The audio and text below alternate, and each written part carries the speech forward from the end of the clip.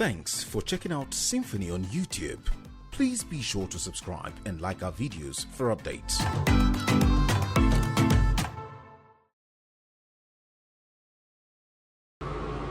As you know, our government was first inaugurated on the 29th of May 2015 with a 4-year mandate. When it ended, we sought for and got a renewal in 2019 to continue in office for a second and final term. The 29th of May 2021, therefore, marked two historic milestones in our government. First, it marked the second anniversary of our second term in office, and secondly, it also meant that we have been in office for 6 consecutive years. First of all, I wish to thank God Almighty for the grace to lead our state for the last 6 years and the strength, wisdom and enablement to deliver our vision of progress and transformation to the good people of Rivers State in the midst of very daunting challenges. For us, our duty is to govern and govern well, but it is for the people to judge whether we have done well or not taken all the circumstances into consideration. That is why we have gathered our people to yet again present to you our account of stewardship for the last 6 years. Let me therefore welcome and thank you all for honoring our invitation to this important accountability event as I proceed with my presentation. Precisely 6 weeks ago, we started the celebration of the second anniversary of our second time in office with the flagging off and commissioning of new and completed projects. For 40 days, we traversed the length and breadth of the state to either commission or flag off various development projects cutting across different socio-economic sectors, including roads, bridges, education, healthcare, housing, sports, social welfare, and rural development. The entire nation was witness to this phenomenal harvest of projects in Rivers State as the sounds and sights of the happy and grateful beneficiary institutions, communities, and people were beamed on live telecasts. You may wish to recall that this is rather the third phase of the series of project commissioning events that our government has carried out since late December 2020. Before you, or shortly to be distributed to you, is a compendium of 536 pages, which captures the fundamental achievements of our administration in the last 6 years in road infrastructure, rural development, economic progress, education, healthcare, housing, administration of justice, security, agriculture, social welfare, sports, as well as culture and tourism.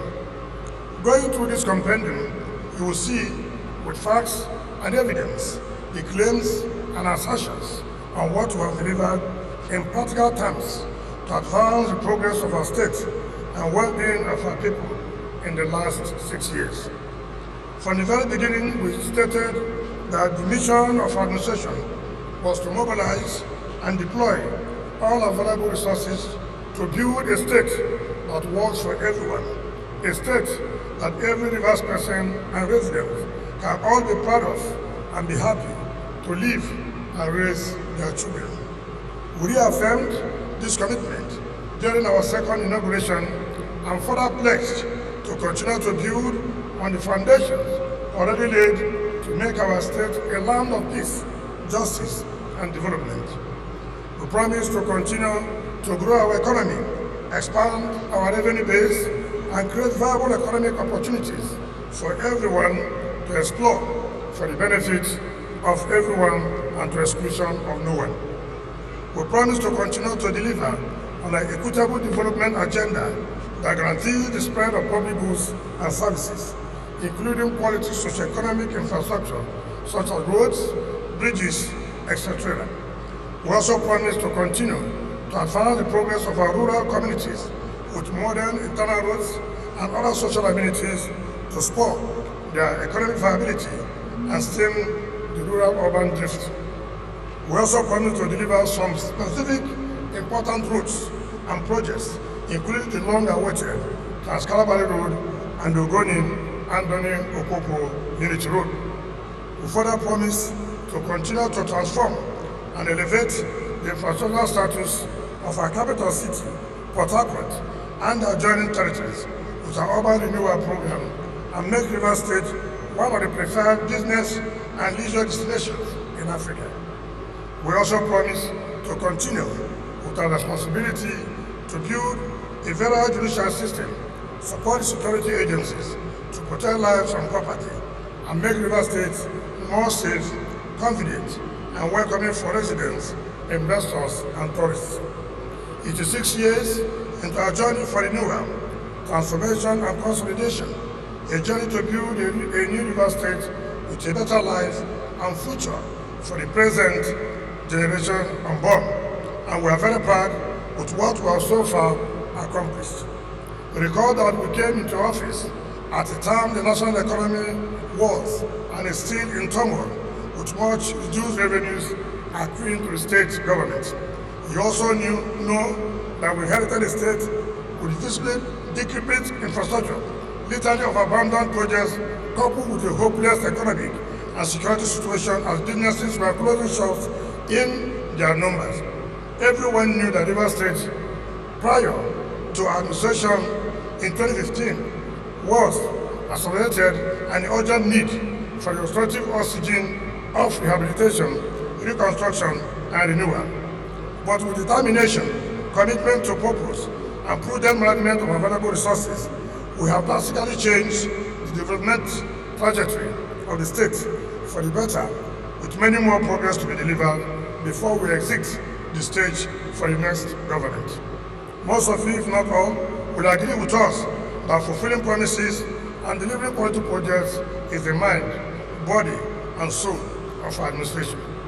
From the economy to the provision of roads, security, and administration of justice to the provision of education, healthcare, etc., the constant and consistent and recurrent narratives of the last 6 years under our watch have been unprecedented delivery of projects, transformation, and progress. Our economy has not just recovered from regression, it has grown and far more robust, stronger, and generating greater revenues for government now than when we came in 6 years ago. Although the long-failing national economy continues to drag on our own growth prospects and projections, the fiscal policies and measures we have put in place have and will continue to sustain and increase our economy to create more opportunities for business, jobs, and empowerment. The Rivers Cassava Processing Company alone is a game changer in the long subdued potential of making Rivers State the foremost hub in cassava production in Nigeria. We will leverage on this facility as well as cassava value chain to create wealth, income, and jobs for our teeming youth who are willing to take to the business of agriculture. Our performance in the provision of quality infrastructure, especially roads, has generally been described as phenomenal, with the echoes being felt, heard, and commended everywhere across the nation. With over 1,000 kilometers of trunk A roads already delivered, no government has increased and improved the state road networks and connected as many communities to the state capital and other parts of the state with good quality roads as we have done in the last 6 years. We will be happy to be contradicted, if any, but it's rather humbling to say that not even the federal government has embarked on the simultaneous construction of 10 flyovers, with 3 already commissioned and the others at various stages of completion to improve connectivity and traffic flow within a record time of 2 years, as our administration has done.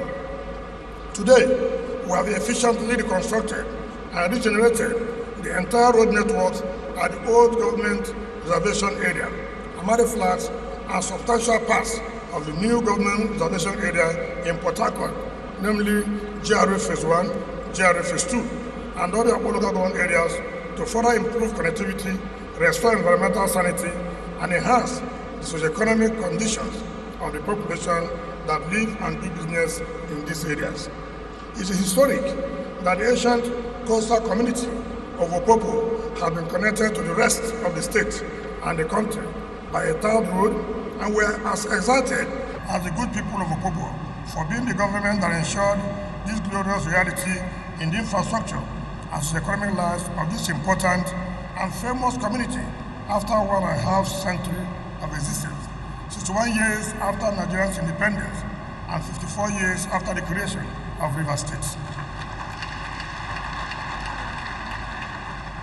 Again, with us, the construction of Phase 1 of the Trans-Calabari Road is underway, while the remaining portions of the Ogoni-Andoni will soon be completed to connect the coastal communities of Ngo, Iku, and other towns along that way after decades of impossibility by previous governments. As at the last count, we have turned and transformed no less than 18 major single-lane roads, including Igruta, Chokocho Road, Sapiwa, Body Road, Tandem West Boulevard, Rumakoshi, Eneka, Igruta Road, Rumapikam, Rumarumane Road, Rebisi, Transamadi, Ogriba Road, Justice Ichendu, formerly called Elelewa Road, Igulaman, Ilabuchu Road, Biragi Road, Emeya Road, Tombia Road, Forces Avenue, Olumene Road, Abacha Road, and Harley Street to dual carriageways with street lights, pedestrian walkways, and covered nets, while the dualization of Ahuda, Obok, and Ebema, Obok roads are still on the way. Even now, a lot of roads connecting and interconnecting several more communities across the state, including Phase 1 of the Ahuda Omok dual carriageway, the Bori Kono dual carriageway, the Eastern Bypass, Ogunabale dual carriageway, the Azimbu popular called Momibi dual carriageway, the Tombi Extension dualization, the Woji Aleto Elesa Road, and the Wakama Ogubolo Road are underway. These roads and many more will be delivered to further expand the state's existing road networks in the next 1 year. Similarly, we have continued to step up investments in the provision of internal roads, jetties, land reclamation, water and shore protection as part of our new developmental deal for the rural areas across Rivers State. Elela Limini, Isoko, Rumuche, Okochre, Amariama, Omok, Ojoko, Bolo, and some others now have a new list of social and economic life with internal roads we are provided, while those for Obakere, Omarelu, Okochre Phase 2, Omagwa, and Iguta are also already underway. The reconstructed Boni, Bile, Nembe, Waterside, and Okrika, Isaka, and Wheat and Bush jetties are some of our interventions in the transport sector, serving the social, economic, and commuting interests of our people in the riverine communities. Furthermore, we have reclaimed vast swaths of sandfield land for some of the coastal communities, including Abalama, Kola, Okrika, and Abonima Obono. Last week Saturday, we further committed the government to sandfield 25 hectares of land for Ogu community. Also, construction has resumed on the shore protection works at Azazaga, Isukwa, Oweku, Obiofu, and Utu communities in Oba, Ebema, Ndoni local government area to prevent the continuous erosion of their shorelines. The justice sector is another important area that has received special and consistent attention from our government. In the last 6 years, we have built, furnished, and equipped both states and federal courts, provided lifelong accommodation for all state judges, and enhanced their movements and comfort with new official vehicles, as well as built official residences for judges of all federal courts in the states. The new Federal High Court, the new National Industrial Court, the new Court of Appeal Complex, and the new Judges Quarter for the state and federal courts all testify to what we have structurally achieved for both the state and federal judiciaries in the state, in Rivers State. We have also automated the case management system ensure the employment of more judges and magistrates, and sustain the administrative and financial autonomy of the state judiciary.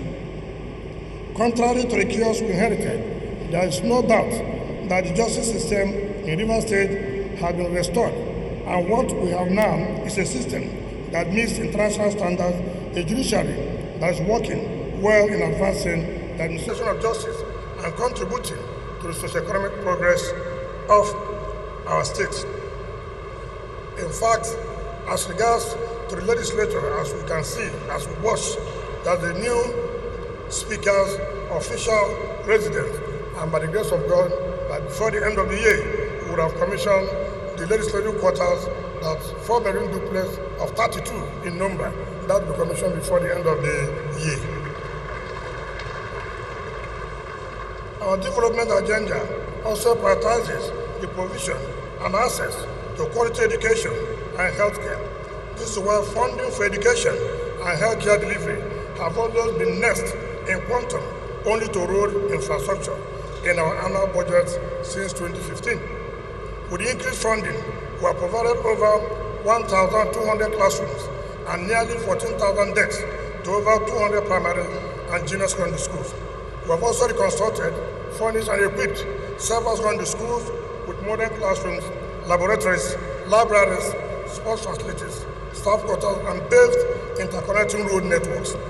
We have continued to implement our free primary and secondary education policy with the payment of Wike, NECO, and JAM examination fees in public secondary schools, as well as stopped the collection of illegal levies by school administrators. As a result of the concrete and targeted intervention, the education system is becoming more and more effective and qualitative in the state, with enrollment and transition rates of over 98%, while over 80% have consistently recorded first credits and above pass rates, including mathematics and English in WIEC since 2015. At the tertiary level, we have elevated the structural quality of our tertiary institutions with new faculties, administrative and other buildings, starting the governance system and enhanced staff welfare with the new salary structure. Apart from the College of Medical Sciences, we have also implemented a multi-campus structure for the Rivers State University with the establishment of new campuses at MO, AUDA, and the Che local government areas, thereby increasing the carrying capacity of the university and providing more access to quality tertiary education for our children. Equally worthy of note is the approval we have received and our commitment to deliver the Port Harcourt campus of Nigerian Law School in the next 6 months to advance legal education in the state. I wish to reassure you that the Port Harcourt campus will be the best law school campus in Nigeria. In the health sector, we are also very pleased with the progress we have made so far. In the last 6 years, we have built some new primary health care centers for underserved communities, renovated some existing primary health centers and general hospitals, commissioned the 132-bed mother and child hospital, built the senior doctors' quarters, and rebuilt and upgraded the government house clinic, while the junior doctors' quarters is also under construction. The 5 zonal referral hospitals at Degema, Bodi, Okehi, Ahuda, and Babok will soon be completed and commissioned for use, while work has started on the total renovation of the Professor Kelson Harrison Specialist Hospital, as well as the Dental Maxillofacial Center in Port Harcourt. In Rivers State University College of Medical Sciences, the Rivers State University College of Medical Sciences, the Rivers State Teaching Hospital, and the scholarship scheme at the Palmo University for Medical Sciences are veritable vehicles for accelerating the training and production of medical doctors and other health professionals for Rivers State and the country, and we are happy with the progress already achieved by these institutions in fulfilling this mission. Julius Berger Nigeria Limited is working assiduously on the 5-star Dr. Peter ODILI Cancer and Cardiovascular Diseases Diagnostic and Treatment Center, which we have initiated by the grace of God to be commissioned in May 2022.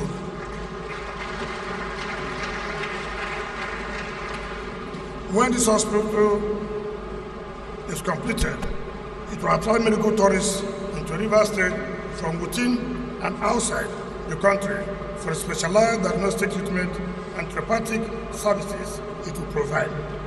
We have also signed the Contributory Health Insurance Law to provide universal health coverage and make healthcare services accessible and affordable in the state for residents that subscribe to the scheme. Sports development continues to be an important factor in our agenda for the empowerment and progress of our youth. In the last 6 years, we have invested substantial funds to improve the existing sports infrastructure, sustain our professional clubs in the national league, ensure that our athletes remain highly competitive in national sports meets, and enable our youth to develop their sporting talents with various competitions. In addition, the Real Madrid Football Academy, which is the first of its kind in Africa, built to the highest standards of quality and infrastructure, is targeted at advancing the academic and footballing careers and talents of the youth of Rivers State in particular and Nigeria in general. We are happy to state that the first set of over 100 students have been admitted through a rigorous competitive process, and both academic studies and active football training will soon commence to fulfill the glorious purpose for which it has been set up. In culture and tourism development, we built the Rex Jim Blossom Cultural Center, the Port Harcourt Leisure Park, beautified a number of places, including the old government house buildings and landscapes, as well as hosted a number of major cultural events, including the 20th National Cultural Festival in Port Harcourt, where Rivers State took the first position. These and other measures, including the new road networks and flyovers, security, and the congenial business environment, are spurring the state's tourism and recreational subsector with increasing development of new hotels and guest houses, restaurants, and fun spots, which are in turn creating associated jobs and business opportunities, as well as impacting positively on our internally generated revenue. Lately, we have also focused on attention on the plight of vulnerable people, including children and the mentally challenged whose rights to decent conditions of living have been abused and neglected for so long. Today, we are happy that we have changed that ugly narrative and restored their dignity with a comfortable safe home and rehabilitation facility that were provided to cater to the health, social, and economic well-being of all categories of inmates, including victims of gender violence and substance abuse. Above all, the security and stability of Rivers State will continue to be the primary concern of our government, because without which investors will stay away, and life would be difficult for every resident. In the last 6 years, we have consistently invested and supported the nation's security agencies with the hard and soft logistics that they need, including patrol vehicles, communication gadgets, bulletproof vests, armor tanks, and patrol boats to enhance the operational capability and effectiveness. In April this year, we launched the C4I Special Security Outfit, consisting of 400 police officers and 200 officers of the Nigerian Security and Civil Defense Corps to enhance the fight against criminality and maintain law and order in the state. This security outfit is in addition to the already existing Operation Sting, Special Joint Police and Military Security Outfit, and the newly launched Rivers State Neighborhood Security Corps, both of which have been complementing the regular police and other security agencies in busting crimes in the state with relative success. We will soon pass and introduce the law banning open grazing throughout the state to further strengthen our criminal laws, to advance the safety and security of our people from the murderous and destructive activities of herdsmen, in line with the recent resolution of the Southern Governors.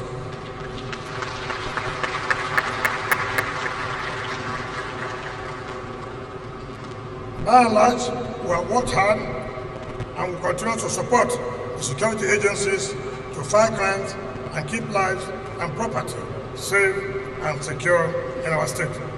While there are still issues, no doubt, the fact is that our crime rate relative to other states is low, and Rivers State is more stable, secure and safer than it was 6 years ago.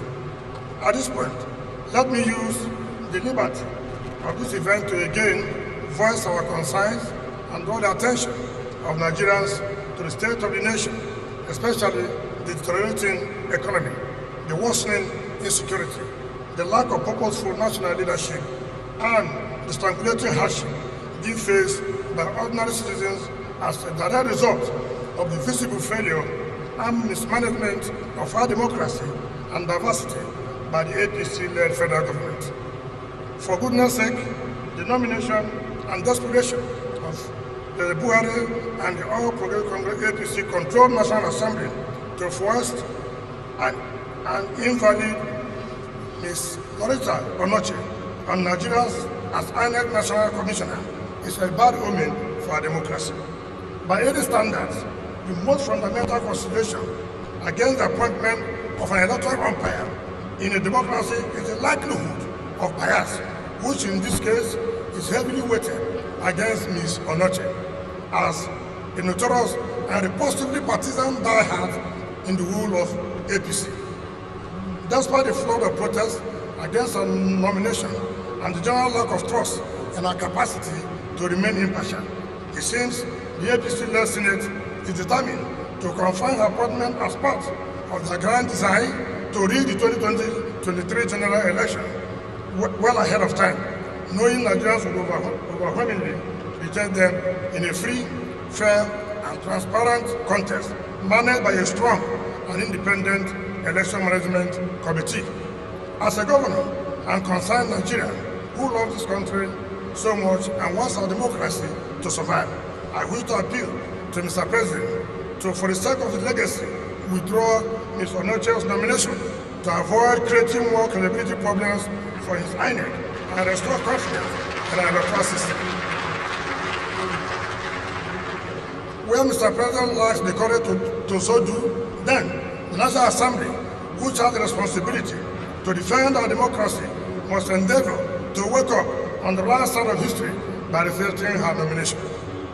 A related issue is the proposed amendments to the Electoral Act, reported slated to be laid before the National Assembly on Tuesday, July 13, 2021. We commend the House of Representatives for affirming and reassuring Nigerians on its positive provisions in the proposed bill on electronic voting and simultaneous transmission of unit results by electronic means.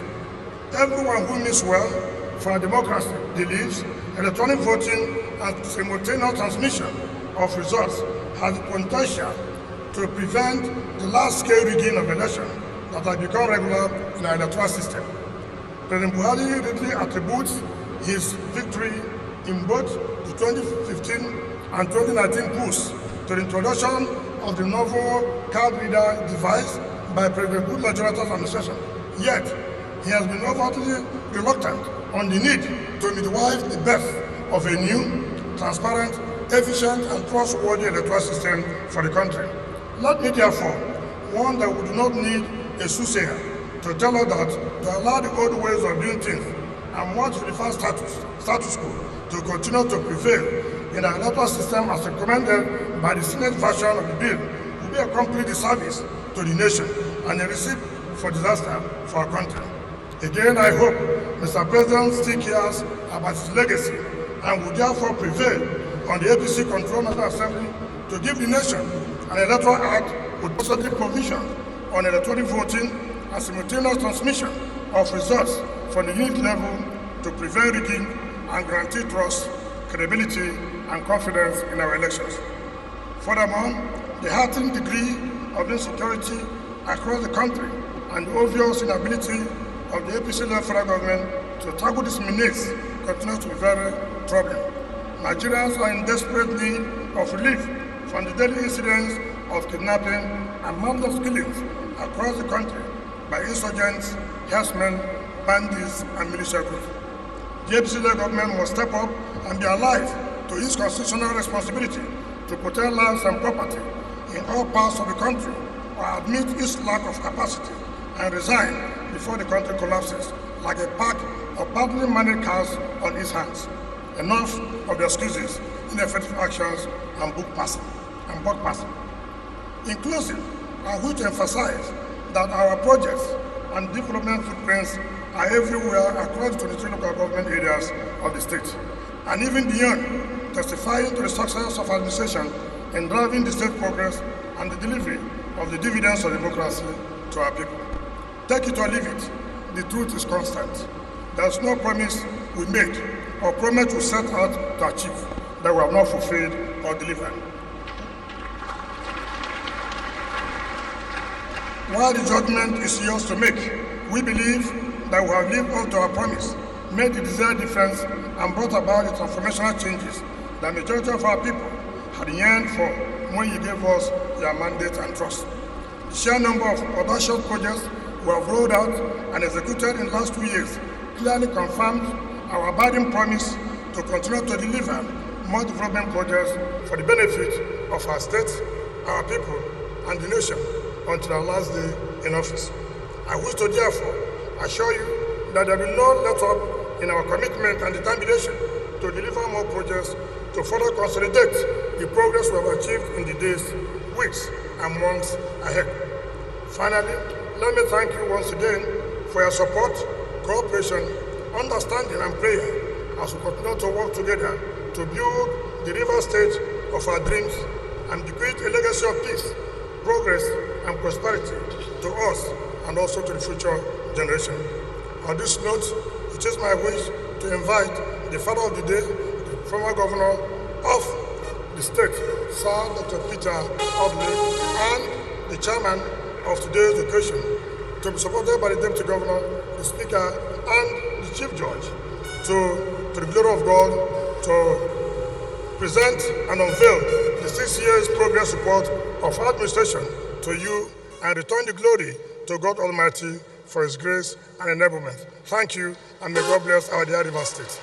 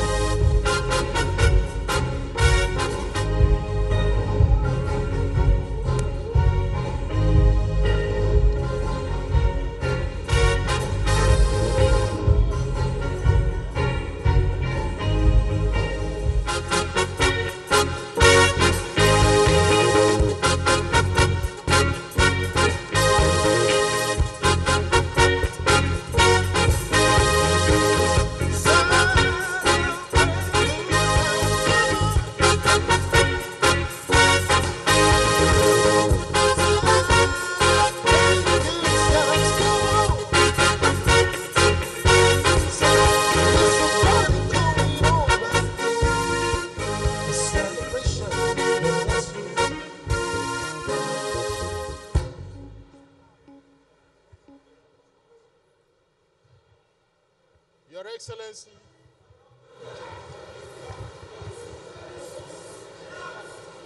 Your Excellency, the best governor in Nigeria,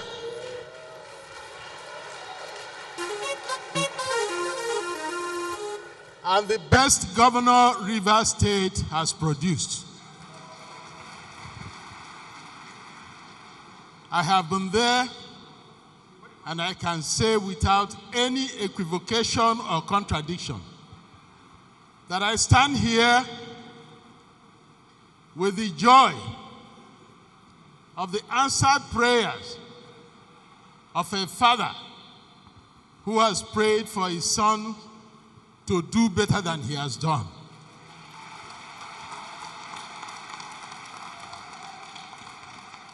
Governor, you are the best.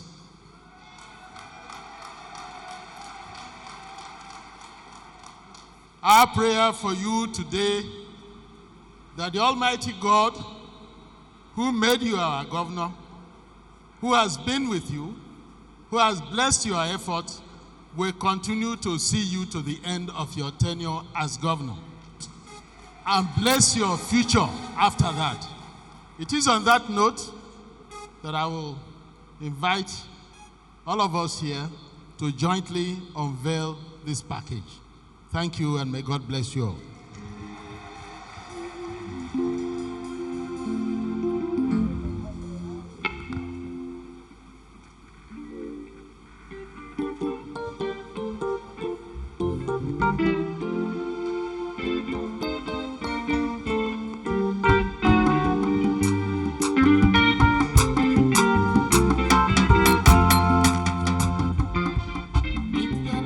Finally,